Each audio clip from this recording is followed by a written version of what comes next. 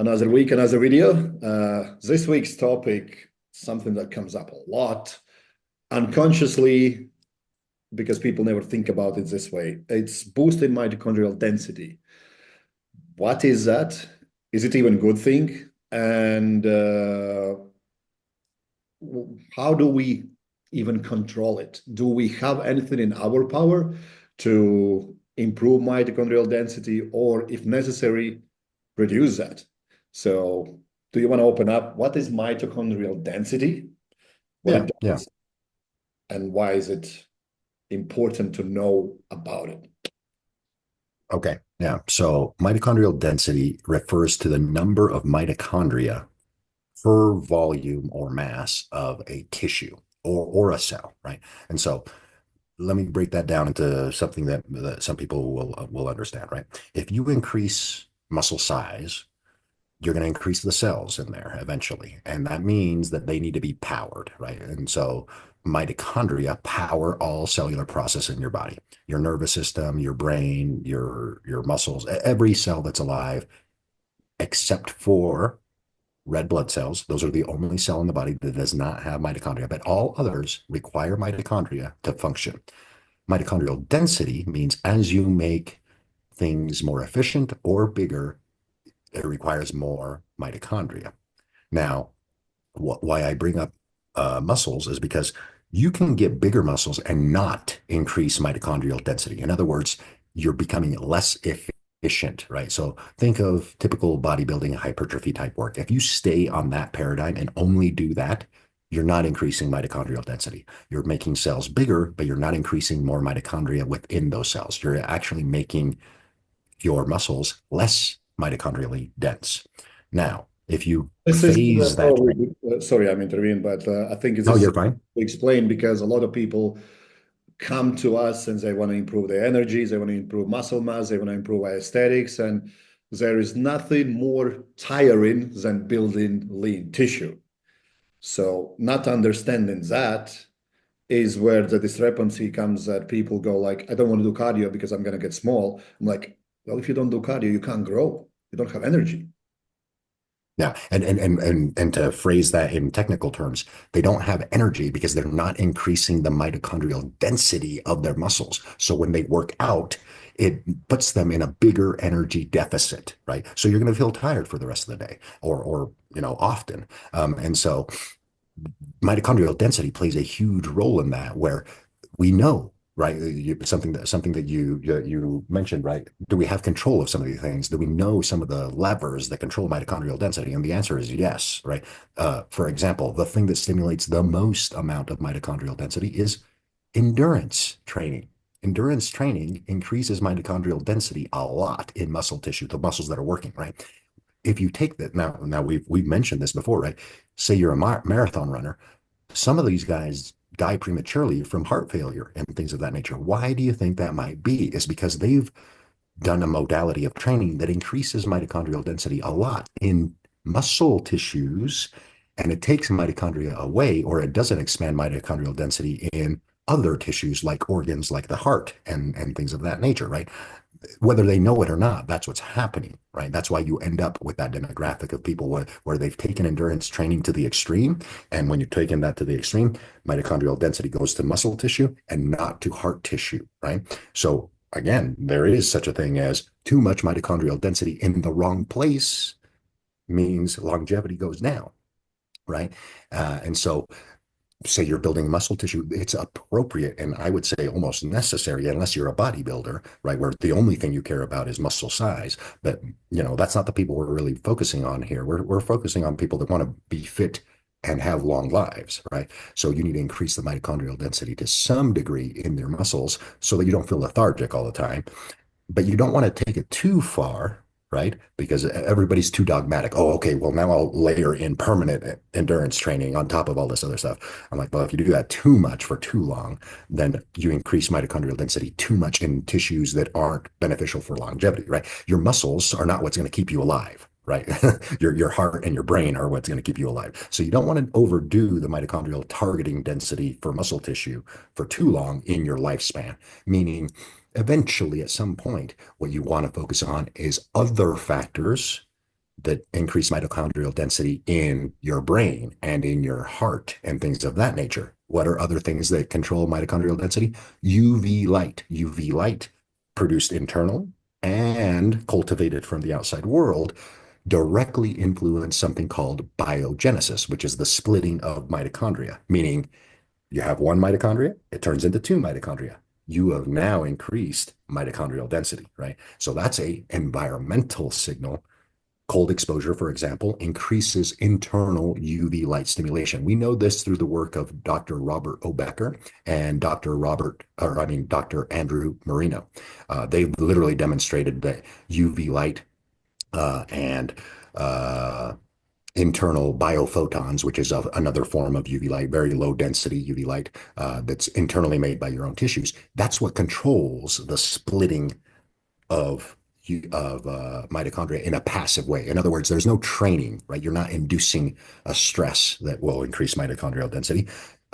You're inducing a environmental hormetic stress, cold exposure, heat exposure, UV light exposure. All of those are hormetic stressors that increase mitochondrial density passively, right? And so as you get older, you're going to want to focus more on the environment that's going to dictate good cell turnover, aka autophagy and apoptosis And at I the just want to brain. kind of interferes there where you say passively, it's basically environments that gives you more energy for less job done. So it's basically being in blue zones or exposed to cold and all those kind of things. We know it's effectively makes your body more efficient at creating Mhm, energy. So Yeah, and the way that it's doing it. saving your energy by doing the same amount of job, and Mhm. you're not getting exposed to, like, when you build muscle, all those reactive oxygen species and all those inflammatory responses just not don't exist.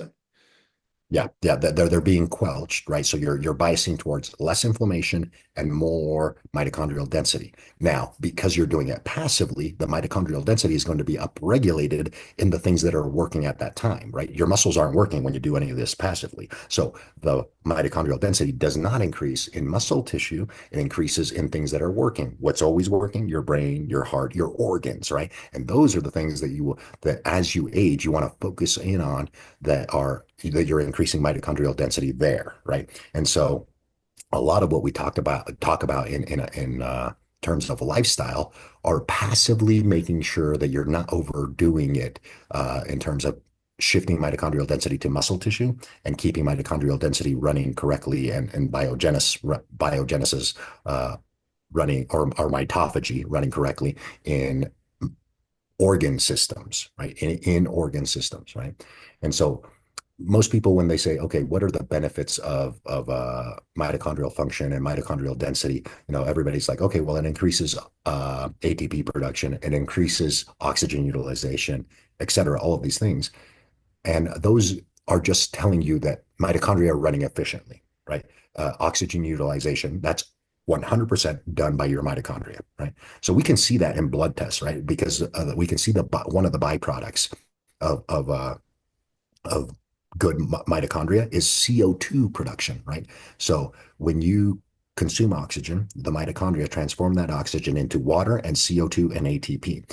In blood work, we can see your CO2 in the blood. So when I see really low CO2, it tells me that oxygen consumption is low, right? Because if oxygen consumption is low, CO2 will be low. When CO2 is nice and high, it tells me, hey, your mitochondria are running pretty efficiently, right? You have plenty of oxygen consumption going on. And so and the reason why I say that is that's a blood work marker that we can track that correlates with mitochondrial efficiency and density. There are direct methods to do this, right? There is fluorescence imaging. And that has to do with a technique that uses a microscope. Like they would have to biopsy a tissue to do it, right? Most of the direct ways to measure mitochondrial density require some kind of a biopsy of a specific tissue because of what we just spoke about earlier. Mitochondrial density is specific to the tissue. Um, those are kind of intrusive, but they're not really necessary for health, right? Because of the blood work that I just spoke about, where you can just look at your CO2 and look at oxygen consumption and track it over time, the trend, right? If your CO2 is trending down, mitochondrial efficiency is decreasing. Mm. If mitochondria, or I mean, CO2 is static, that means mitochondrial density and efficiency is staying normal or staying the same. And then if it's going up, mitochondrial efficiency is going up, right? Again, there's some nuance to that, but that's a really easy way that's not really intrusive. Most people get blood work.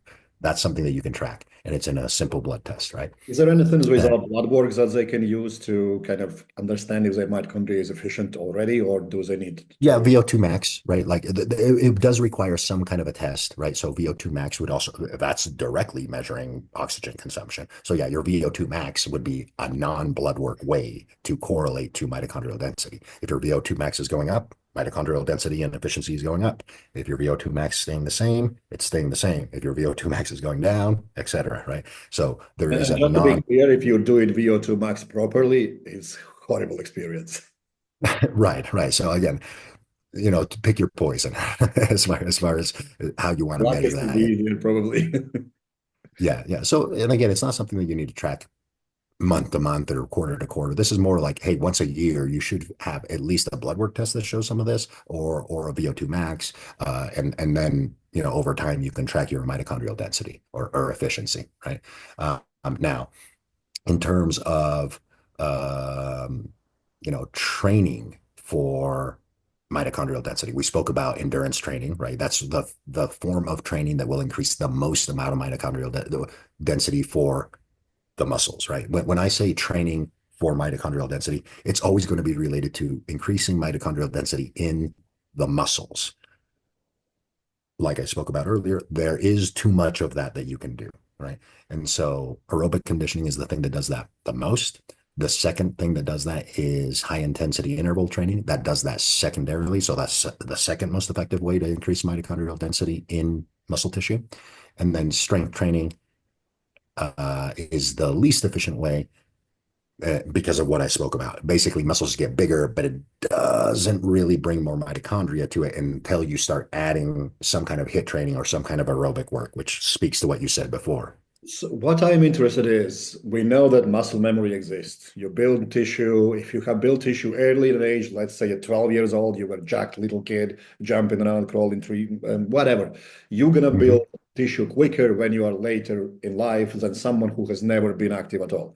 Is this similar to mitochondria as well? Yes, yes, it is. Because when you increase mitochondrial density, your body tends to keep that level of mitochondria in that tissue, right? Mm. For longer periods of time.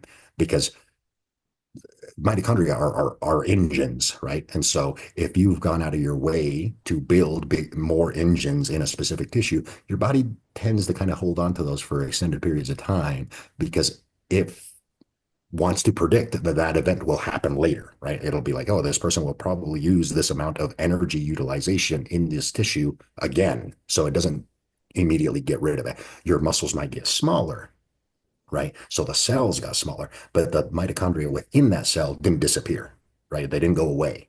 So that then when you ramp up training again or whatever, it costs you almost nothing to expand that cell again and start full on energy production again because the mitochondria, aka the engines, are already there, right? So this is exactly what muscle memory is. And it sounds like this would explain why we see all the time the people who have been proficient in any kind of sport, when they transition to strength training or bodybuilding, they get results way quicker than anyone else. If you were active swimmer or track and field competitor, or even at low level playing like rugby or something like that, and then you go, hey, I want to do a strongman, and you get strong really, really quick compared to somebody who's done powerlifting all their life. So Mhm, mhm. Yeah, yeah, exactly.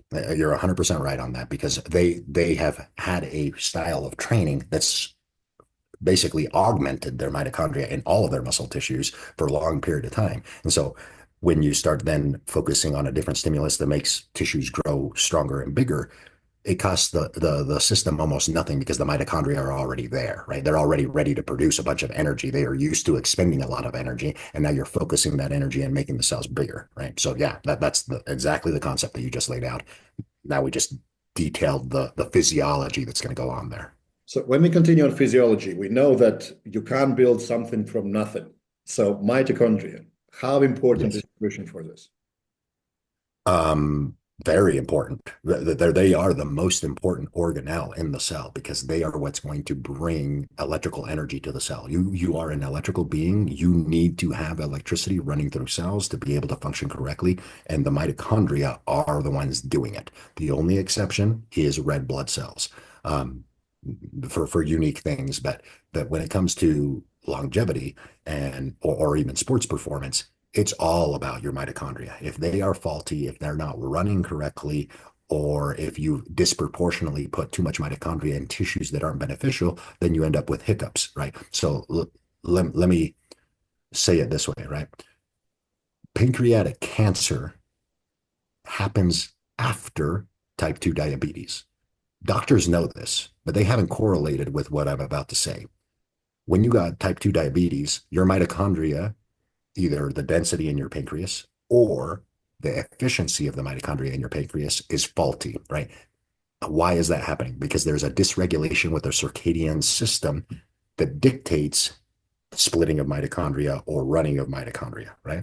So there's a discrepancy there. It's an environmental stimulus discrepancy.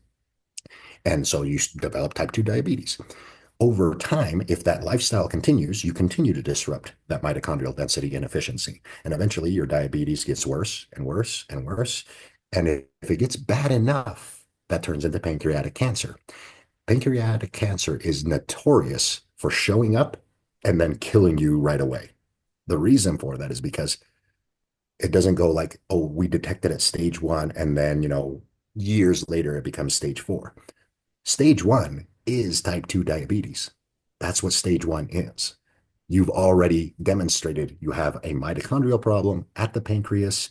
And if you extend that for, hey, I've had type 2 diabetes for, I don't know, 5 years, 6 years, whatever, right? And then all of a sudden you get diagnosed with pancreatic cancer. That's a big deal because you had a warning a long time ago. The mitochondria in that tissue are either going down, density is going down, or efficiency is going down. And you haven't done anything about it. And then eventually it goes, hey, it gets low enough that now it's a cancerous outcome. That is what I'm talking about when paying attention to signs of mitochondria is almost always a dysfunction of some kind of a chronic disease that eventually could turn into a cancerous event. Um, and things that will mess up, right? I mentioned an environmental problem with mitochondrial density leading to type 2 diabetes. It could be too much oxidative stress. That can be caused by your lifestyle, right? Meaning you have a stressful job, right? That's in front of a screen all the time. So you're getting two hits. People think it's only one. The job is being stressful, but it's actually two. The job is being stressful, and the light environment is also stressing the cells, right? And so oxidative stress is through the roof, kind of like what you said, right? Reactive oxygen species when you're training goes through the roof, and that allows the tissue, when it dissipates, allows the tissue to grow bigger. Well, if you're not doing it through training and you're doing it through light inducement or electromagnetic field inducement, same thing happens. We see this with the pancreas because type 2 diabetics have this stomach bloat that goes on, and it's the pancreas. It's the pancreas and the digestive system that's being stressed, and so it gets bigger, right? Just like your muscles got bigger when you stress them out through reactive oxygen species stimulation, when organ systems start to get bigger, it tells you that they are producing way more reactive oxygen species than that's needed. It's a sign, right? So other things that you can track for mitochondrial density, specifically for organ systems, is having an MRI of, for example, your pancreas or your heart or your liver, and just tracking the size. If the organ system is getting bigger, it immediately should be feedback. Hey, my mitochondria in that organ are not as efficient as they used to be, or are not as many as there used to be. The organ has to get bigger to keep energy stable, right? This is a physics thing, right? Size and energy are inversely correlated. The bigger the size, the less efficient, but it keeps you alive. The tighter the size, the more efficient, the more mitochondrial density, and it keeps efficiency high, right? So hopefully I didn't, that's kind of clear to some techniques that are It's not. it's kind of obvious and kind of not, because people, what they're gonna do now if they see their blood sugar levels go through the roof, they'll just take a medication and bypass that and not really get to the root cause of it. Mhm, mhm. So it's a bit tricky, and I think it would be interesting to see some It's tricky. It's tricky. statistics in I'll future. explain why it's tricky. I'll explain why it's tricky because doctors aren't talking about mitochondria. They're not talking about, oh, every organ. Well, not only are they not talking about it, they're not taught this. They are not taught the relationship between energy transformation, mitochondria, and how each organ system has a specific mitochondrial density. So let's bring it back to human beings. We have big, massive brains and big hearts where our endurance capabilities are through the roof in terms of that. Why is that? Is because we're the animal that has chosen over evolutionary time to deposit most of our mitochondria right here in our brain, right here in our heart. Other animals, our closest relative, for example, don't do that. Why? Because their environment has shaped that they need their mitochondrial density in their muscles. Why? Because they're chimps and gorillas. What are they doing? They're running around, climbing on trees all over. That's a key thing to their survival. So evolution has biased towards high mitochondrial density in their muscle tissues and not in their brain and in their hearts. We've chosen to go the other way to bias towards more mitochondrial density in specific organs that are not our muscle tissue. So when you start venturing into muscle building and stuff like these, this is a consideration, right? And we kind of know this, right? Really, really big humans with really, really big muscles. If they don't change that and continue to try to have really big muscles into agehood, maturity, it ends up with a shorter lifespan. The reason for that is because you're I can taking just relate to away. myself when I just gained my weight and went from 105 to 120 kilos in 6 weeks. My resting heart rate was 80 beats per minute. I felt like just snail. Like Mhm, now I'm mhm, down to 115 kilos. My resting heart rate is down at 60. I feel mhm. amazing. I feel like Yeah. I'm And most people would say, oh, it's just the weight, right? It's just the weight. I'm like, no, it's because you temporarily took mitochondria and biased them towards maintaining large amounts of muscle tissue and not maintaining your heart correctly, right? That's exactly what happened. And you can shift this, right? That's why I'm saying none of this is set in stone if you really know the things that control mitochondrial density to one tissue or to another tissue, right? When you lose a little bit of weight and focus in on some lifestyle things, immediately mitochondria start to come down towards the things that you're already genetically biased towards, which is your heart and your brain. Your brain fog probably goes away and stuff like that because energy production is more efficient in the brain than in muscles, etc. and what you just described is why we see so many guys blow up, usually with a couple of drugs, and then they shrink down to the very beginning, regardless, because Mm-hmm. they don't have the capacity to maintain that. Yeah. Like the guys who are professional, they like Dorian Yates probably was the biggest what's the name I'm looking for? His biggest fault was not talking about how much cardio he was actually doing. He's like, Mm-hmm. I'm Yeah. doing Yeah. 40 minutes of training session a couple times a week. I'm like, yeah, and half an hour cardio every day. Forget to mention that. Yeah. Yeah. Yep. Yeah. And that's what allowed him to train the way that he trained, to be as big as he was, etc. And what did you see actually happen to him once he was not a professional anymore? He shrank down. He shrank down. Did he do that on purpose? Probably. He probably had some guidance, right? He probably had some guidance on, hey, this is what you want to do. And he probably naturally went that way because he felt better, right? It's easy to feel better and get that automatic feedback of just like you said, hey, my resting heart rate is better. I feel better. I can think a little bit better. And so he kind of just kept going with it. And now, if you look at him today, he probably looks just like he would when he was before he started training, right? Like as far as like size, right? He's And big, the giant dude still, but he's obviously not as big as he was. And but you can definitely say like his knowledge is way beyond what he shows. And I think so that sometimes is a harmful thing because he just links all his success to his hard training style, but his hard training style would not be possible if he was not that fit. When you read his Mhm. autobiographies where he's run like marathon, and I'm like, dude, how many people can do that before they start bodybuilding journey? Not many. And those Right. who can, like look on Phil Heath, look on Ronnie Coleman, look on Jay Cutler, they all were workhorses before they blew up at the size they were. So Mhm. their ability to do the work was there. And the reason for making this video is to explain people that everyone wants to look great. Everyone wants to get bigger muscles. Yeah, okay, more muscle will give you advantage in metabolic health and so on and so forth. But when you're tying that to feeling more energetic, feeling more alert, you need to understand that you will have to have like a phasic approach, what we already discussed in our previous video about periodization for strengths, that you cannot do all at once. So for me, I want to build muscle. I will build that muscle and then I'll try to maintain it for 6 months. And people look at me weirdly, like, why do you want to stay the same? And I'm like, I visually stay the same, but I'm not staying the same. I'm trying to maintain my body weight at lower amount of calories. Like for me to Mhm. maintain my 115 kilos of weight, which is not big for today's standards for bodybuilding, I need to eat 6,500 calories every single day just to maintain it, not even grow. Like weight Mhm. is gonna fall down. I drop down to 6,000 calories, my weight is gonna start falling down.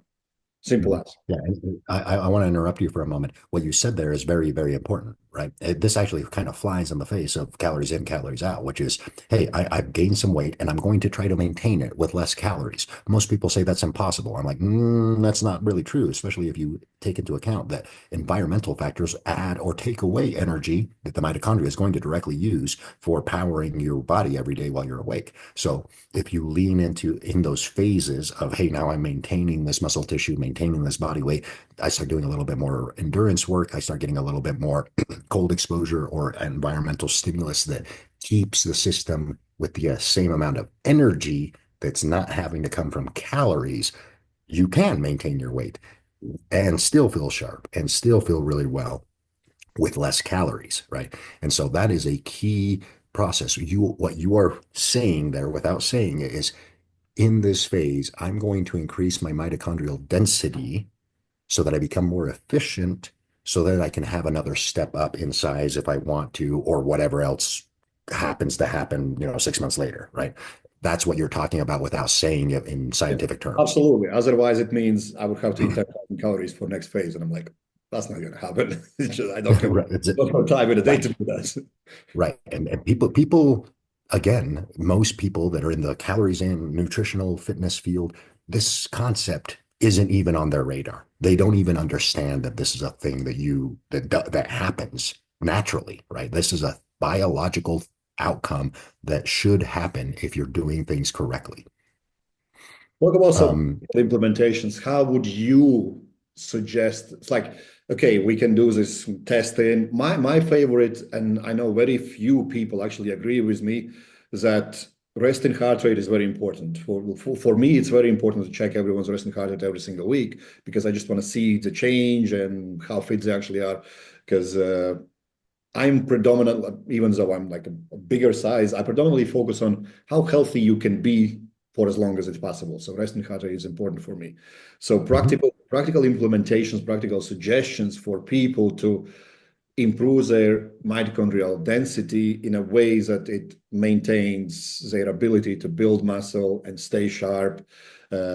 Is it really as I say, hey, sometimes you'll have to suck it and spend maybe 2 or 3 months lethargic just to build lean tissue and then maintain that tissue and do everything to build the cardiovascular health and whatnot? Or is there something that we can implement in sense of nutrition, supplementation, daily habits that can help us alleviate that point that comes inevitably of building muscles that makes us lethargic?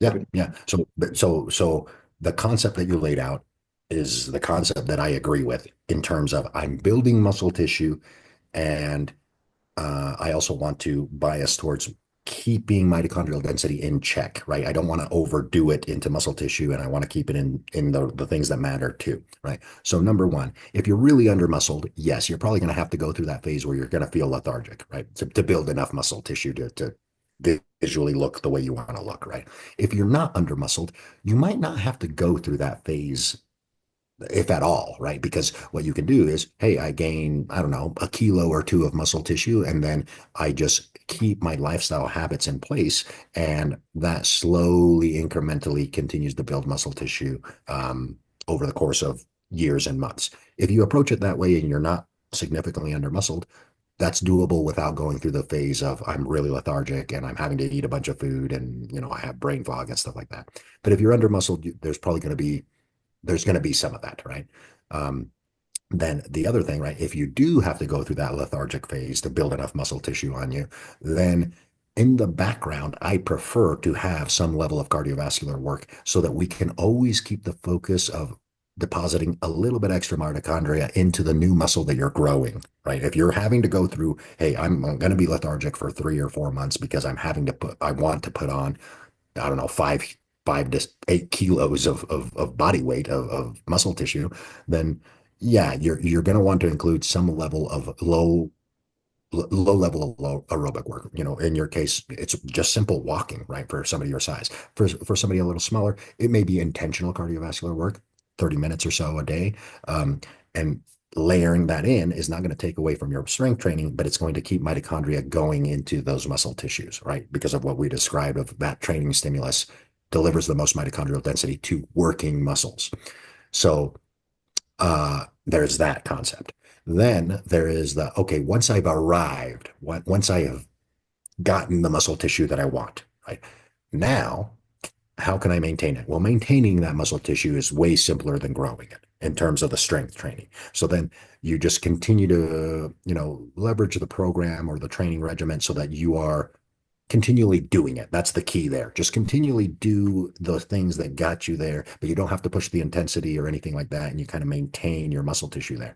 And then what you start to focus on is things that won't ruin mitochondrial density, right? Because you built it, right? Now we don't want to detract it. So things like making sure that you, shield your home from an environmental stimulus of electromagnetic fields if that's a problem in your area, or making sure that you always get sunlight stimulus, UV stimulus of some kind, whether that's synthetic, right? I'm doing that right now with my UV light here.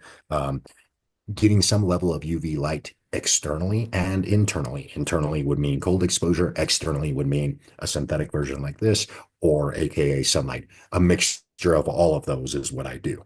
Those will keep mitochondrial density from getting too out of whack into the muscle tissue and keeping them in internal organs like brains and hearts and pancreas and things of that nature. The other thing is you want to leverage things that exercise the brain and exercise the heart, right? So a little bit of dedicated, and when I mean like the heart, I'm talking about energy utilization, right? Like oxygen consumption. So breath work, right? Breath work will increase mitochondrial density in lungs and heart specifically, because that's what's being influenced when you do breath work. Breath work means muscles aren't working, right? Most, if you do true breath work, you do it sitting still, you do it passively, right? But if anybody's gone through a proper breath work phase, it is hard work to breathe in a continuous manner through your nose only and exhale out through your mouth only, and then have a big breath hold. That is hard work for your lungs and your heart to maintain stability and oxygen tensions in the body like that.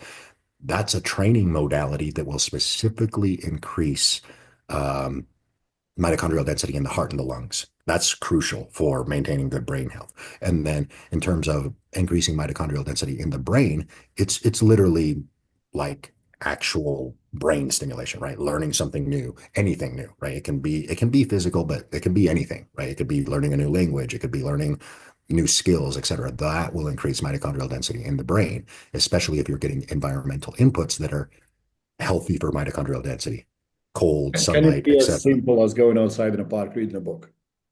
Yeah, it can. It certainly can. Right? It's none of the stuff is really difficult. It's just intentional. You have to do it intentionally because the environment matters when you're trying to increase mitochondrial density in things that you don't have control of, right? Does that make sense? Like I have control of my arms and my legs. I can increase mitochondrial density by making effort in those tissues. It's How do like you what I increase used to do mitochondrial? in a Holland when I was in this training camp. Every Sunday, I knew that on Lee Rest Day, I would go in a park in shorts and sit under a tree, just read a book in the sun. Yeah, yeah, yeah. And that's going to increase mitochondrial density in tissues that are working at that time. You're not moving your body, so where is it going to go? It's going to go to your brain. It's going to go to your heart. It's going to go to your organs, right? And so, Is there any and supplements that people can add as well to kind of enhance this? Yes, there are some supplements specifically with mitochondria in terms of they're not really going to increase mitochondrial density, but they are going to help with mitochondrial efficiency, right? And that's just as important. And so things like CoQ10. CoQ10 is a factor in all of these things. It's a cofactor in the electron chain transport, and so the supplement CoQ10 is very helpful. The other supplement would be um, curcumin. Another supplement would be L-carnitine, uh, and certain B vitamins are very crucial. So again, could you take all these as supplements? Yes. The CoQ10 and the L-carnitine show benefits when supplemented to beyond what your body can get from foods. So those are the ones that I would lean into as supplements that you can take. But like, for example, the curcumin, the B vitamins, those are all going to come from whole foods. They're going to come from meat sources and things of that nature. So meat sources are a big one when it comes to like foods and nutrition, right? Meat sources, fatty fish, because the other thing that is very, very important here is omega-3 fatty acids, right? Uh, Omega-3 fatty acids, PPQ or PQQ, I can't remember. Yeah, PQQ is another supplement that also is a responsible for it's a cofactor in electromagnetic chain transport. And so those are 2 or 3 supplements there that are supplemental, right? You can take them in a pill form. And then the other would be a nutritional, having a heavy nutrient dense meat slash fatty fish, seafood type base, right? Whether it's you consume it once a day or 3 or 4 times a week, that's kind of like what you need to keep those cofactors going for the mitochondria. Because copper, right? The best form of copper is going to be in something like seafood and things of that nature. You could supplement some copper, but the thing with supplementing copper is it can interfere with other minerals that get uptaken. So when you start diving into the minute details of all the supplements that will help mitochondria, you quickly end up with like a list of 25 minerals and vitamins. And I'm like, yeah, but if you can't take them all, right? Like that's the thing is because there's no cofactors in there, your body's not really going to do much with them.